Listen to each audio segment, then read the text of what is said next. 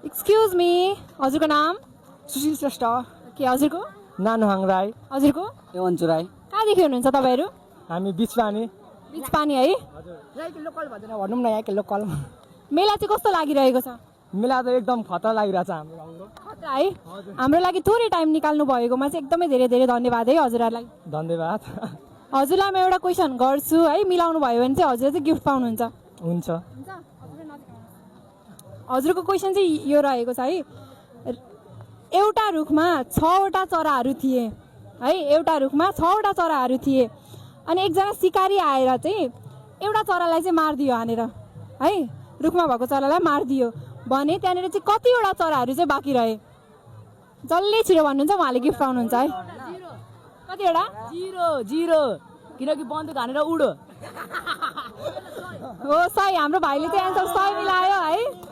भाइ तिम्रो लागि गिफ्ट।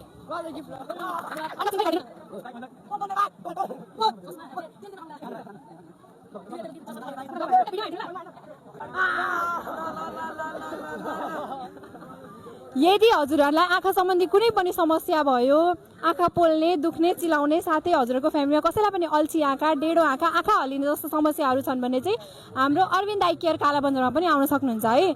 बराहा क्षेत्र 5 कालाबन्दरमा चाहिँ हाम्रो कम छ, क्लिनिक आउनुपर्छ ल चेकअप गर्नको लागि। के भन्न चाहन्छौ तिमी? लोकेसन बराहा क्षेत्र 5 कालाबन्दर। कालाबन्दर हो नि।